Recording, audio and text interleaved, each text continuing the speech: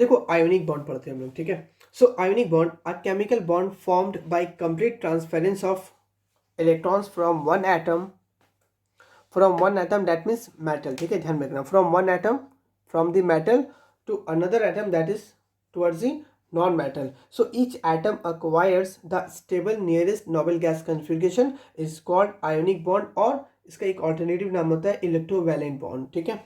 तो यहाँ पे आपसे क्या कह रहा है आयोनिक बॉन्ड में, आयोनिक बॉन्ड में क्या होगा कि तुम्हारे पास, जैसे यहाँ पे एग्जांपल देखो सोडियम क्लोराइड का, तो सोडियम क्लोराइड में कह रहा है कि एक मेटल्स होगा, एक नॉन मेटल्स होंगे, ठीक है। तो हम लोग यहाँ पे क्या होगा, मेटल्स और नॉन मेटल्स के बीच में मेटल्स क्या करेगा, अपना जो एक वैलेंस इलेक्ट्रॉन को होगा उसे वो इस वैलेंस इलेक्ट्रॉन को लूजिंग करता है, और जो क्लोरीन जो नॉन मेटल्स होगा वो इस जो वैलेंस इलेक्ट्रॉन है उसे वो गेन करके एड कर लेगा। तो देखो ये जो वैलेंस इलेक्ट्रॉन था ये इसे निकालता है, निकालने के बाद क्या कर रहा है, देखो ये भी अपना नोबेल गैस कॉन्फ़िगरेशन, या देखो और ये अपना ऑक्टेट भी कंप्लीट कर ले रहा है, और ये अपना noble gas configuration that mean जो आपका नियॉन का जो कॉन्फ़िगरेशन होता है उसके इक्विवेलेंट हो रही है ना। उसी तरह से क्लोरीन को देखना, क्लोरीन क्या कर रहा है, क्लोरीन एक इलेक्ट्रॉन को गेन करके अपना ऑक्टेट भी कंप्लीट कर ले रहा है, और साथ ही साथ इसका देखना ये क्या कर रहा है, जो आर्गेन जो होते हैं, आर्गेन का जो कॉन्फ़िगरेशन आता है उसके ये इक्विवेलेंट इसका कॉन्फ़िगरेशन भी आ जा रहा है। सो दैट मीन्स ये ऑक्टेट भी कंप्लीट कर रहा है आउटर ऑर्बिट को, ये भी ऑक्टेट अपना कंप्लीट कर रहा है इनर ऑर्बिट को, ये भी अपना जो नोबेल गैस कॉन्फ़िगरेशन है हीलियम नियॉन वो इसके इक्विवेलेंट आ रहा है, और इसका जो नोबेल गैस कॉन्फ़िगरेशन है आर्गन के ये इक्विवेलेंट आ जा रहा है, ठीक है। ये हम लोगों का आयोनिक बॉन्ड का कंडीशन हुआ कि ये किस तरह से बनता है।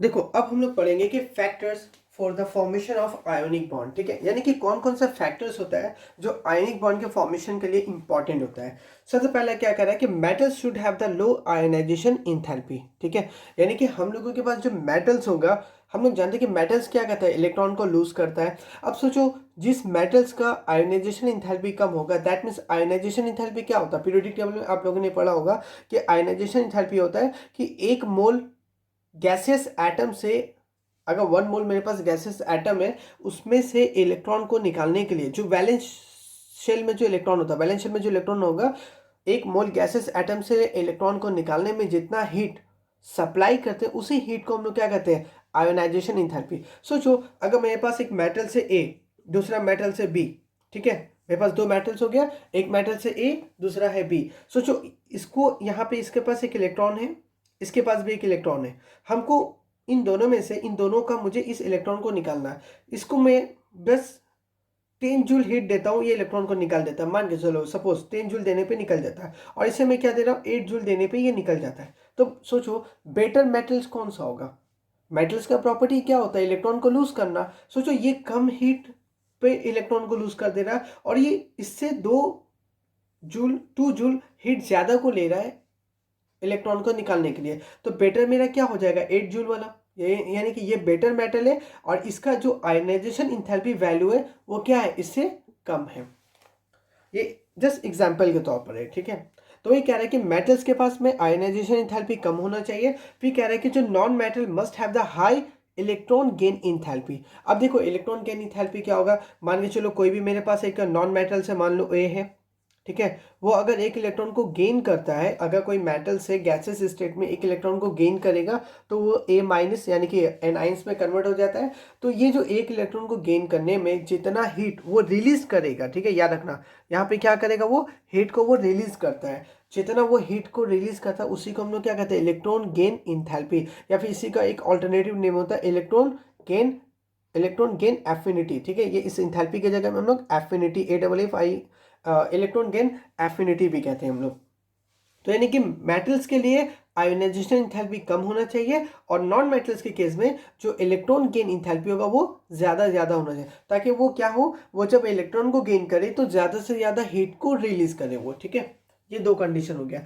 थर्ड कंडीशन कहता है कि the energy release during the formation of 1 mole of crystal lattice that is lattice enthalpy must be high, यानी कि जो मेरे पास अल्टीमेटली जो मेरा प्रोडक्ट बनेगा, जैसे हम लोगों ने जैसे कि हम लोग देखे थे कि सोडियम और क्लोरीन जब मिलता है तो क्या बनाता है, sodium chloride.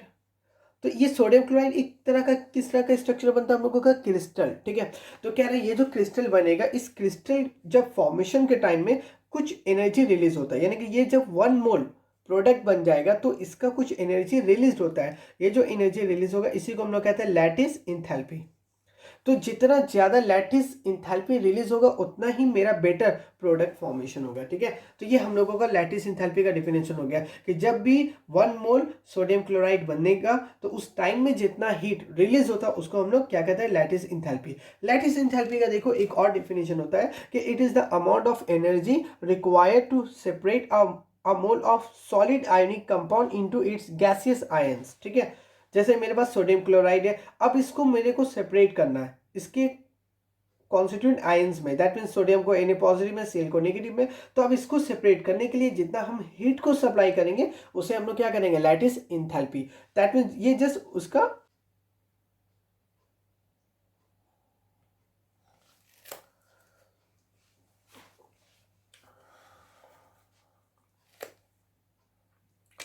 So now characteristic of ionic compound. अब देखो जो हमारे पास जो आयोनिक कंपाउंड बनता है उसका क्या जैसे कि सोडियम क्लोराइड है ना, तो सोडियम क्लोराइड क्या हो गया, सोडियम क्लोराइड एक तरह का हम लोगों के पास आयोनिक क्लोराइड होता है। तो इस आयोनिक क्लोराइड का क्या फीचर्स होते हैं, क्या कह रहा है कि ionic compounds are usually solid in nature, ठीक है। जो आयोनिक कंपाउंड्स होते हैं वो कैसे होते हैं, सॉलिड इन नेचर। जैसे तुमने देखा होगा सोडियम क्लोराइड नमक कैसा होता है, सॉलिड होता है। उसी तरह से तुम और भी बहुत सारे कंपाउंड होंगे, जैसे तुम देखना उसको किस फॉर्म में, तो वो सॉलिड होते हैं। उसी तरह से ionic compounds have high MP and BP, यानी कि जो आयोनिक कंपाउंड्स होता है उसका melting point and boiling point काफी ज्यादा होता है। Ionic compounds are soluble in polar solvent, ये ध्यान में रखना, ठीक है, like water, but insoluble in non polar solvent like carbon tetrachloride और बेंजीन, ठीक है। ये CCl4 का नाम होता है कार्बन टेट्राक्लोराइड और ये बेंजीन हो गया। दैट मीन्स जो आयोनिक कंपाउंड होगा वो सिर्फ और सिर्फ किस में डिसॉल्व करेगा, पोलर सॉल्वेंट में। अब पोलर सॉल्वेंट जैसे कि वाटर हो जाएगा उसमें डिसॉल्व आसानी से हो जाएगा, लेकिन जैसे मेरे पास नॉन पोलर सॉल्वेंट हुआ CCl4 हो जाएंगे, बेंजीन हो जाएगा, उसमें डिसॉल्व नहीं करना, ठीक है। तो एक स्टेटमेंट को आप हमेशा याद रखना, लाइक डिसॉल्व्स लाइक, ठीक है। यानी कि जो जैसा रहेगा वो उसमें डिसॉल्व करेगा। अगर कोई पोलर है तो पोलर सॉल्वेंट, अगर मेरे पास सॉल्यूट पोलर होंगे तो वो पोलर सॉल्वेंट में ही डिसॉल्व होगा। अगर मेरे पास सॉल्यूट नॉन पोलर होता है तो कौन किस तरह के सॉल्वेंट में डिसॉल्व होगा, नॉन पोलर सॉल्वेंट में ही डिसॉल्व होते हैं, ठीक है। ये स्टेटमेंट को ध्यान में रखना है। उसके बाद कहता है कि ionic compounds are good conductor in molten state and in aqueous solution, ठीक है। ध्यान में रखना कौन से कंडीशन में, ये मॉल्टेन स्टेट में एंड एक्वस फॉर्म में, ठीक है। यानी कि जब वो पानी में रहेगा तो क्या करेगा, वो गुड कंडक्टर, दैट मीन्स वो हीट को एंड करंट को, ठीक है। ये conductor that means heat and current को कैरी करता है। कब, जब वो पानी के फॉर्म में, दैट मीन्स जब वाटर में डिसॉल्व रहता है, और जब वो मॉल्टेन स्टेट में रहेगा तब क्या करेगा, वो ऐसा गुड कंडक्टर का काम करता है। Ionic compounds have crystal like structures, ठीक है। जैसे हम लोगों ने देखा घर में जो हम लोग के सॉल्ट होता है या शुगर होता है, उनका देखना स्ट्रक्चर कैसा होता है, थोड़ा सा अगर आप कभी टच उसको करोगे तो उसमें फील होता है कुछ, है ना, अजीब मतलब वो दिखने में ही कुछ यूनिक टाइप का लगता है। उसको हम लोग क्या कहते हैं, क्रिस्टल स्ट्रक्चर्स कह देंगे, ठीक है। ये कंपाउंड यहाँ पे हम लोग आता है कि method of writing formula of ionic compound, ठीक है।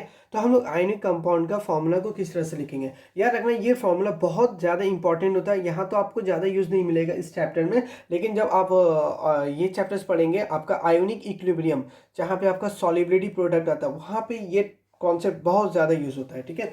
तो हम लोग कोई भी आयोनिक कंपाउंड होगा हम लोग उसको किस तरह से लिखते हैं, जैसे देखो यहाँ पे मेरे पास ए, याद रखना जब भी जो पहला लेटर आएगा या पहला कोई भी एलिमेंट होता है वो हमेशा कैटायंस आएगा, बाद वाला एनायंस। तो आपको क्या करना है, जैसे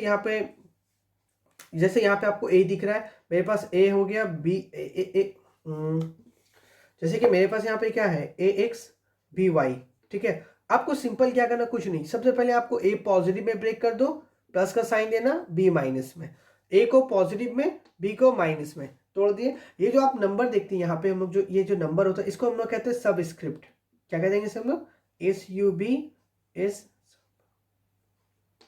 इसे हम लोग कहते हैं सबस्क्रिप्ट। ये दोनों, ठीक है, ये दोनों ही हमारा क्या हो गया, सबस्क्रिप्ट हो गया।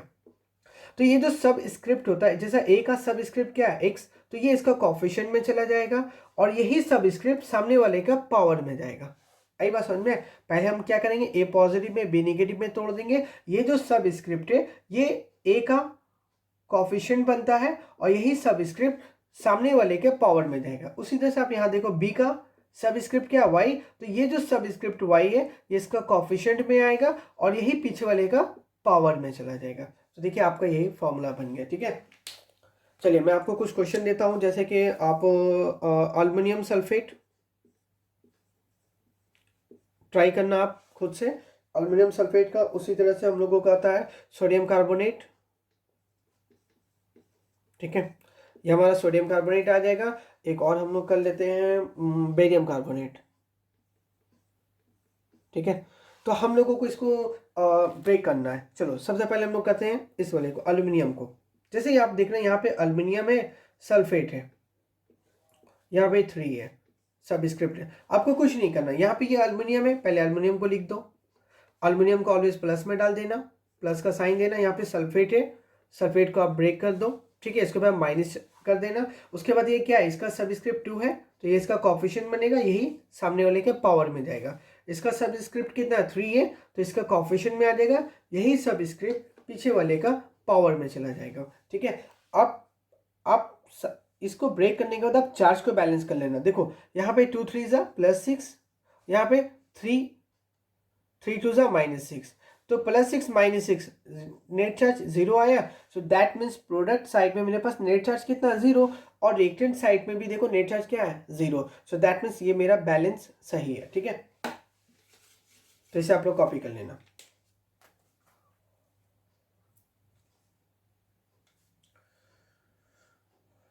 चलिए इसको मिटा देता हूँ। फिर आते हैं हम लोग नेक्स्ट, सोडियम कार्बोनेट। ठीक है, ये मेरे पास क्या है, सोडियम कार्बोनेट। अब हम लोग ट्राई करते हैं सोडियम कार्बोनेट को। ठीक है, किस तरह से तोड़ेंगे इसे, सोडियम कार्बोनेट को हम लोग चलो यहाँ पे तोड़ता हूँ मैं। सोडियम है तो आपको क्या करना है, Na पॉजिटिव डाल दो, पहला हमेशा केटाइन में टूटेगा।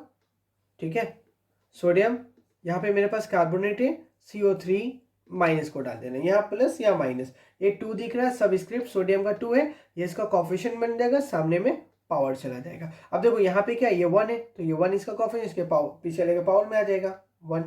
ठीक है, यहाँ 1 तो लिखने की दरकार नहीं है। देखो +2 -2, सो नेट चार्ज कितना 0 आ रहा। सो दैट मीन्स मैंने जो ब्रेक किया वो सही है। ठीक है, इसे आप कॉपी कर लेना वीडियो पॉज करके। चलिए अब हम लोग आते हैं बेरियम कार्बोनेट की तरफ। अब अगर बेरियम कार्बोनेट को करेंगे तो यहाँ पे बेरियम है, दैट मीन्स Ba पॉजिटिव में जाएगा, और अगर कार्बोनेट को करेंगे तो CO3 माइनस में। तो यहाँ पे क्या है, +1 -1, दैट मीन्स 0 है ना।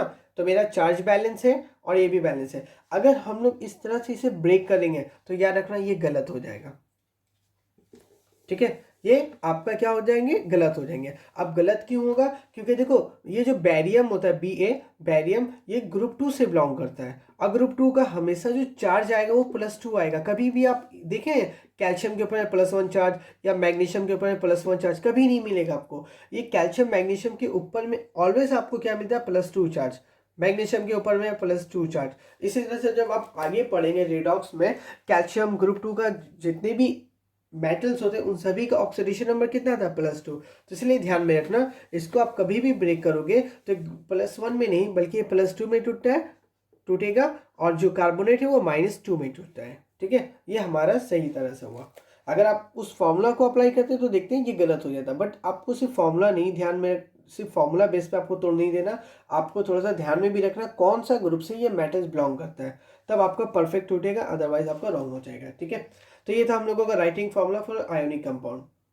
cycle. It is a cycle of enthalpy change of process that leads to the formation of a solid crystalline ionic compound from the elemental atoms. याद रखना, elemental atoms in their standard state, and the enthalpy of formation of solid compound such that net enthalpy becomes 0. ठीक है, तो यहाँ पे क्या कह रहा है कि जो बॉर्न हैबर साइकिल होता है वो एक्चुअल में हम लोग को क्या बताता है, इंथैल्पी चेंज बताएगा, और इंथैल्पी चेंज किसका बताता है, जब मेरे पास आयोनिक कंपाउंड, जैसे कि मेरे पास सोडियम हो गया, क्लोरीन हो गया, तो ये मिलके क्या बनाता है, सोडियम क्लोराइड फॉर्मेशन करता है ना। इसी का मुझे क्या बताएगा, इंथैल्पी चेंज। अब हम लोग को देखने में क्या लगता है कि सोडियम क्लोरीन मिला और ये बना दिया, बट ऐसा नहीं है। सोडियम देखो रूम टेम्परेचर पे एग्जिस्टेंस करता है as a solid, chlorine as a existence करता है गैस के फॉर्म में डायटोमिक। तो इसे मुझे क्या करना होगा, इसको मुझे चेंज करना होगा, इसे मुझे सॉलिड में नहीं, इस सोडियम को मुझे कन्वर्ट करना होगा गैस में।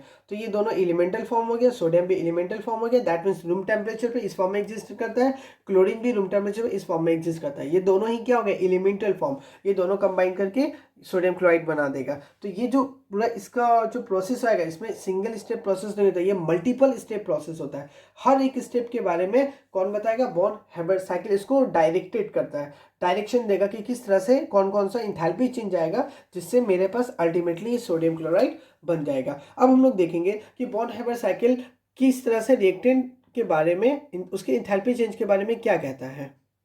जो बॉन हेबर साइकिल का जो स्टेप्स होते हैं, हम लोग कौन कौन से स्टेप लेते हैं बॉन हेबर साइकिल में। तो पहला स्टेटमेंट ये कह रहा है कि बॉन हेबर साइकिल में कहता है रिएक्टेंट्स अगर मेटल है are vaporise into gases state, ठीक है।